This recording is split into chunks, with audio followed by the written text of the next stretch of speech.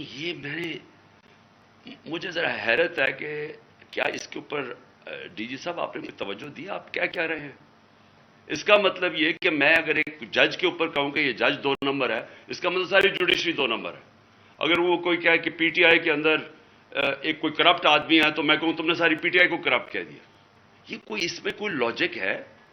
آپ کے court martial کیوں ہوتا ہے؟ کیونکہ کوئی غلطی کرتا ہے آفیسر تو کورٹ مارشل ہے۔ تو میں جب یہ کہہ رہا ہوں کہ مجھے یقین ہے کہ ان تینوں لوگوں نے اس پہ پوری سازش کے تحت یہ کیا، تو یہ میرا رائٹ ہے۔ اور میں کوئی ایک عام شہری بھی سے اس لیے فرق ہوں کیونکہ میں ایک سب سے بڑی پولیٹیکل پارٹی کا سربراہ ہوں، میں ایکس پرائم منسٹر ہوں، اور میں اگر یہ ایف آئی آر کے اندر اس کا نام نہیں لکھوا سکتا تو میں آپ سوال پوچھتا ہوں کہ باقی قوم کا کیا کرتی ہوگی؟ عام آدمی اس ملک میں کیا کرتا ہوگا؟ مجھے یہ بتائیں کہ یہ تو میں جو میری جو 26 سال پہلے تحریک انصاف فارم کی تھی، وہ پھر ثابت ہو گیا کہ یہاں تو صرف طاقتور جو ہے وہ قانون سے اوپر اور وہ سارا کچھ ہے، عام آدمی کو انصاف نہیں ملتا یہاں۔ اور جب تک عام آدمی کو انصاف نہیں ملتا وہ آزاد نہیں ہوتا۔ تو وہ قوم جس میں انصاف نہیں، وہ غلام رہتی ہے، اور غلام قوموں اوپر پرواز نہیں کر سکتی۔ میں جتنی بھی دنیا کی ڈیموکریسیز میں دیکھوں، یہ تاثر کوئی سوچ بھی نہیں سکتا اس طرح۔ پہلا میرا یہ پوائنٹ ہے۔ دوسرا میرا پوائنٹ یہ ہے کہ جب یہ ابھی شہباز شریف نے بات کی جوڈیشل کمیشن کی، تو میں ویلکم کرتا ہوں کہ جوڈیشل کمیشن بنائے، لیکن میرا پہلا پوائنٹ یہ ہے کہ جوڈیشل کمیشن کیا کرے گی جب جو 3 لوگوں کے میں نے نام لیے ہیں، ان 3 کے نیچے ساری وہ ایجنسیز ہیں جن نے انویسٹیگیٹ کر رہی ہیں۔ اب ہم کیسے ایک امپارشل، ایک صاف اور شفاف انویسٹیگیشن کروا سکتے ہیں جب ان کے سربراہ وہ بیٹھے ہوئے ہوں جن کے نیچے لوگوں نے انویسٹیگیٹ کرنا ہے؟ یہ ہو ہی نہیں سکتا۔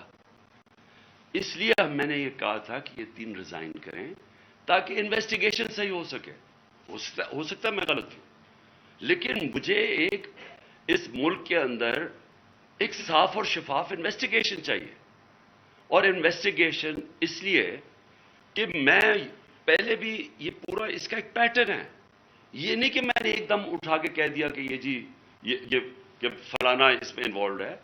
اس کا ایک پیٹرن ہے۔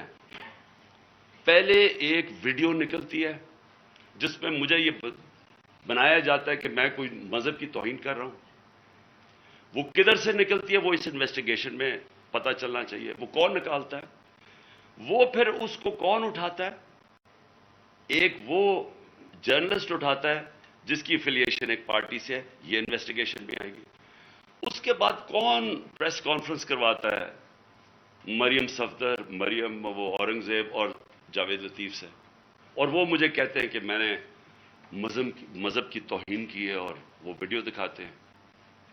اس کے بعد ان کے اوپر ہم ایف آئی آر کٹواتے ہیں کیونکہ مجھے پتا چل گیا تھا کہ انہوں نے اب اس کو استعمال کر کے وہی سلمان تاثیر ٹائپ قتل کروانا ہے میرا۔ ان دونوں کے اوپر ہم پھر ایف آئی آر، ان تینوں کے اوپر ایف آئی آر بڑی مشکلوں سے کٹتی ہے۔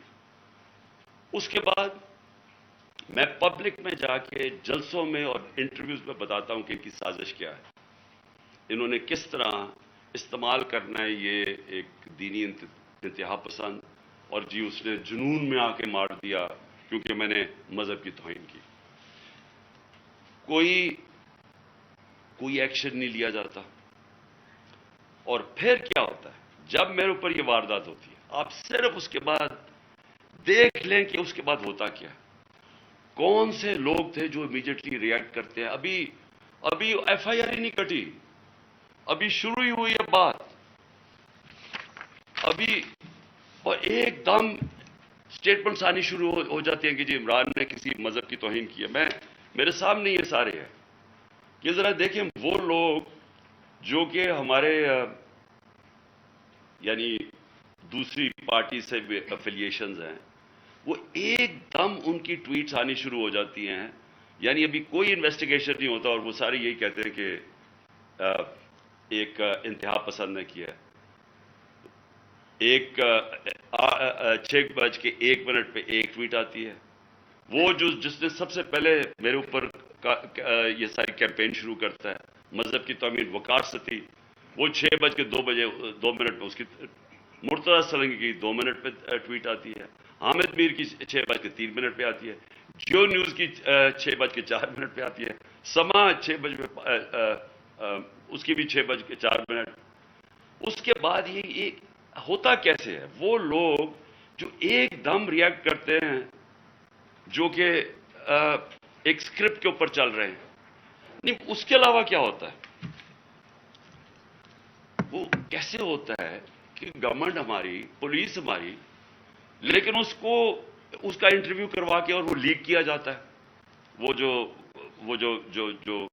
بندوق چلانے والا ہے، ایک دم اس کا انٹرویو لیک کیا جاتا ہے.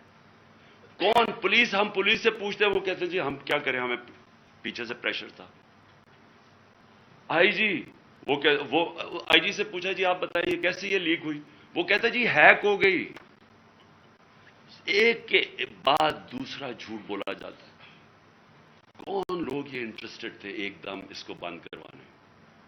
کن جیسی انویسٹیگیشن ہوگی تو پہلے تو پتا چلے گا کہ بلڈ اپ کس نے کیا اور پھر کس نے کور اپ کرنے کی کوشش کی. تو جب آپ یہ ہمیں کہتے ہیں کہ جوڈیشل کمیشن، میں کہتا ہوں اس سے بہتر چیز ہی رہی. لیکن جوڈیشل کمیشن جو سب سے پہلے کام ان کو کرنا چاہیے کہ جو لوگ ایکیوزڈ ہیں اس کے اندر، وہ کیسے ان پوزیشنز پہ بیٹھیں گے جدھر انڈیپینڈنٹ انویسٹیگیشن ہوگی. نمبر 2، میں یہ چاہتا ہوں کہ جوڈیشل کمیشن انکوائر کرے ارشد شریف کے اوپر، کیونکہ ہمیں پتہ ہے ارشد شریف کو کس سے خطرہ تھا. ارشد شریف کی والدہ کو پتہ ہے کہ کس سے ارشد شریف کو خطرہ ہے. اس کے اور صحافیوں کو پتہ ہے کیوں وہ ملک مجبور ہوا چھوڑنے پہ، کیوں وہ دبئی سے آگے جانے پہ مجبور ہوا. اس نے بڑے لوگوں کو بتائی ہوئی ہیں چیزیں کہ کون لوگ ملوث تھے. اس کے اوپر بھی جوڈیشل جو سپریم کورٹ کے اندر جو کمیشن بنائی جائے، اس کی پوری انویسٹیگیشن. تیسری جو سائفر ہے، اب یہ کنٹروورسی چلتی جا رہی ہے. آ کے D G I S P R نے کہا جی یہاں تو کوئی سائفر کا تو ڈرامہ تھا. اگر ڈرامہ تھا تو سائفر کی انویسٹیگیشن کیوں نہیں کروا رہے؟ ہم تو گورنمنٹ میں نہیں تھے، ہم نے تو آرڈر کر دی تھی کمیشن فوری طور پہ انویسٹیگیشن کرے. ہم نے تو اسپیکر نے بھجوا دی تھی چیف جسٹس کے پاس انویسٹیگیٹ کریں. تو اب سوال یہ ہے کہ کیوں نہیں کسی نے انویسٹیگیشن کروائی؟ کیوں ڈرے ہوئے انویسٹیگیشن سے؟ کیونکہ آپ جو ساری بات بار بار کہتے ہیں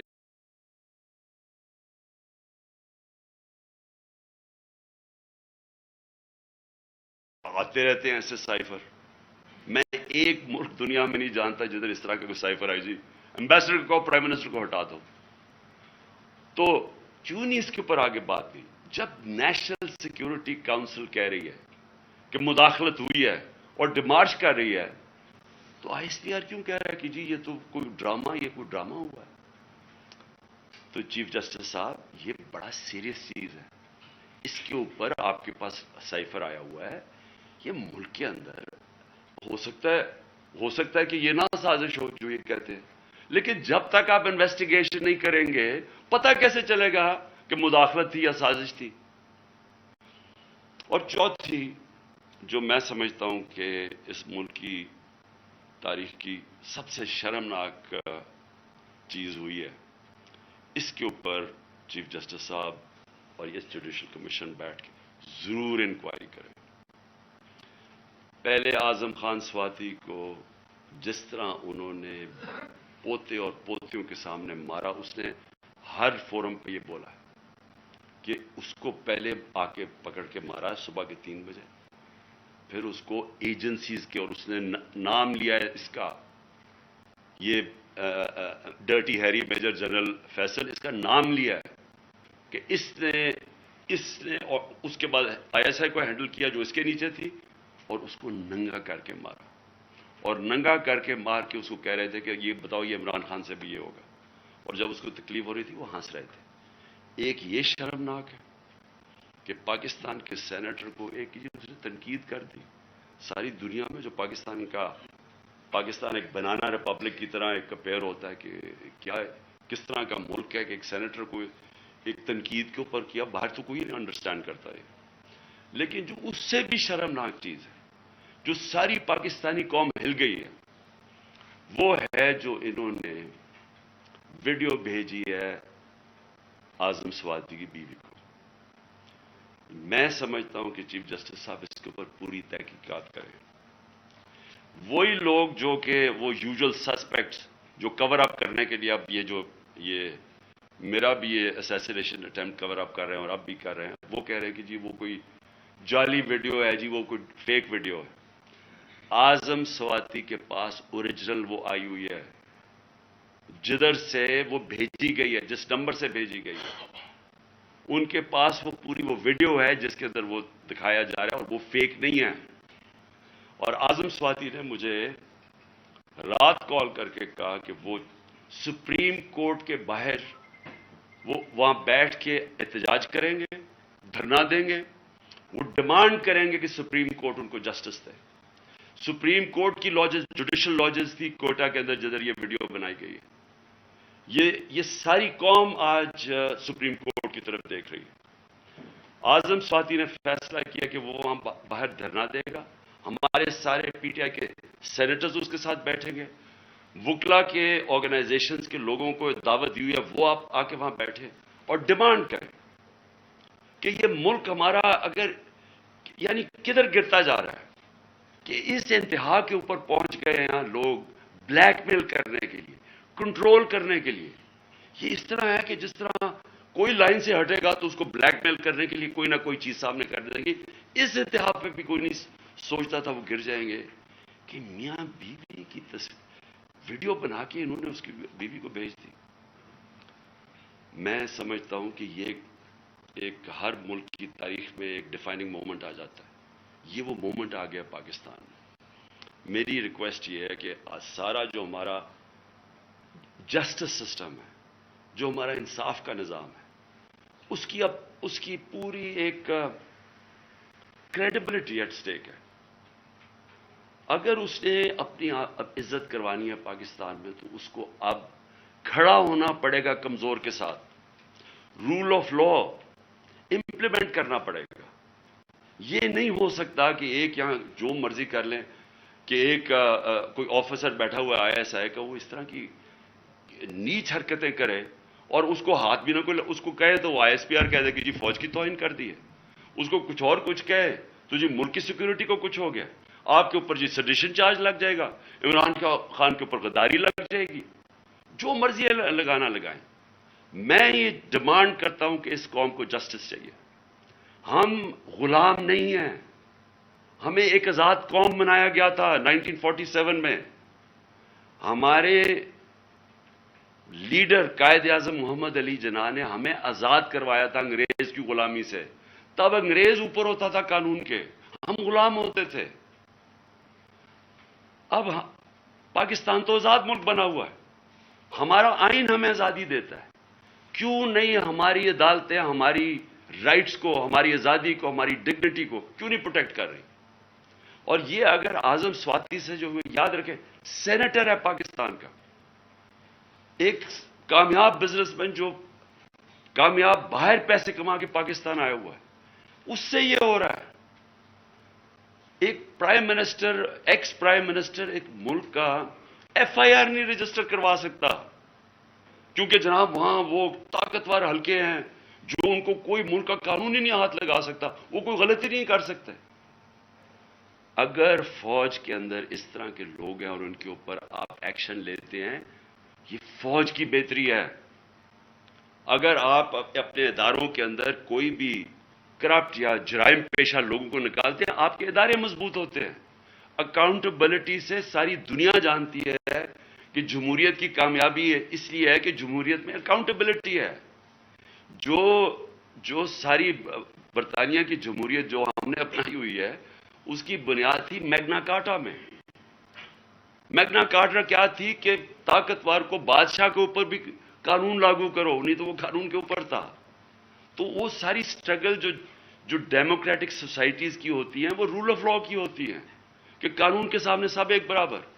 یہاں بلیٹنٹ وائلیشنز ہو رہی ہیں کہ یہاں ایک ایسا کوئی کریٹ کر دیا خوف کا کہ لوگوں کے ذہنوں میں ڈال دیا ہے کہ جی یہ لوگ یہ تو بس ان کو تو کچھ کہے نہ یہ جو مرضی کریں کر سکتے. پاکستانی فوج مضبوط ہوگی جب اس کے اندر اکاؤنٹیبلٹی ہوگی. پاکستان کی فوج کمزور نہیں ہوگی. وہ کمزور اس طرح ہو رہی ہے جب اس طرح کا آدمی حرکتیں کر رہا ہے. تو میری ریکویسٹ یہ ہے کہ یہ جوڈیشل کمیشن بنے اور یہ چیزیں جو میں نے ابھی 4 پوائنٹس کہے ٹیک اپ کریں. اور میرا لاسٹ پوائنٹ، ہم نے فیصلہ کیا ہے کہ ہماری جو مارچ ہے اب وہ شروع ہوگی. منگل سے وہی وزیر آباد جدھر مجھے یہ گولیاں لگی تھی اور ہمارے 11 اور لوگوں کو گولیاں لگی تھی اور جدھر معظم شہید ہوا تھا، ادھر سے ہی ہماری مارچ شروع ہوگی. میں ہر روز مارچ سے خطاب کروں گا یہاں سے، اور ہماری مارچ اگلے 10 سے 14 دن تک، اس کے بیچ میں سپیڈ کے اوپر ڈیپینڈ کرتا ہے، یہ پہنچے گی پنڈی. سارے پاکستان سے وہ لوگ اسی ٹائم پہ نکلیں گے کہ ایک ٹائم پہ جب بھی ہم پلان کریں گے 10 اور 14 دن کے بیچ میں پنڈی پہنچنا. میں پنڈی خود ہوں گا اور ادھر سے سارے پاکستان کی جو لوگ جمع ہوں گے اس مارچ کو پھر میں لیڈ کروں گا.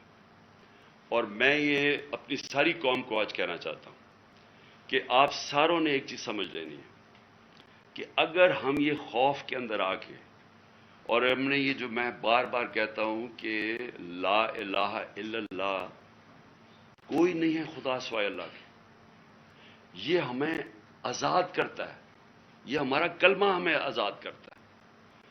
آپ جس وقت کسی سے ڈر کے اپنی آزادی کمپرومائز کریں گے، اپنے ضمیر کا سودا کریں گے، میری نظر میں وہ شرک ہے.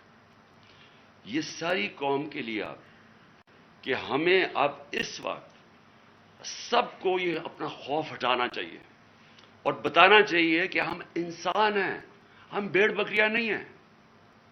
ہم یہ قوم پاکستان ایک بڑی خواب کا نام ہے، اور ہم یہ اس طرح کی جو حرکتیں ہو رہی ہیں پاکستان میں اور جس نے ہمارے ملک کا سارا پوٹینشل ختم کر دیا ہے کہ ہم آج بیکاریوں کی طرح دنیا میں پھر رہے ہیں، اس کی یہ وجہ نہیں ہے کہ یہاں وسائل نہیں ہیں، اس کی وجہ یہ ہے کہ یہاں انصاف ہی نہیں ہے، اس کی وجہ یہ ہے کہ یہاں رول آف لا نہیں ہے.